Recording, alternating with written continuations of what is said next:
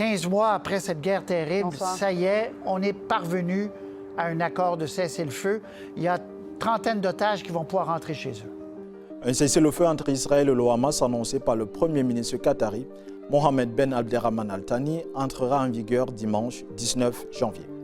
En échange de la libération de 33 otages israéliens, plusieurs prisonniers palestiniens seront relâchés dans une première phase de 42 jours. Cet accord bénéficie du soutien du Qatar, de l'Égypte et des États-Unis. Il inclut également des mesures pour faciliter l'entrée de l'aide humanitaire à Gaza, où les besoins sont immenses.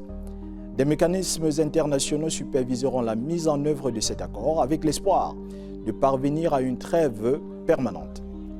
L'annonce de cet accord a donné lieu à de nombreuses réactions. Le secrétaire général des Nations Unies, Antonio Guterres, a appelé à respecter l'accord et à intensifier l'aide humanitaire, tandis que Joe Biden a salué cette annonce comme une étape cruciale pour la libération des otages et l'entrée d'une aide humanitaire à Gaza. Recep Tayyip Erdogan a lui exprimé l'espoir d'une paix durable, alors qu'Emmanuel Macron a fait état d'un soulagement immense pour les Gazaouis, espoir pour les otages et leurs familles.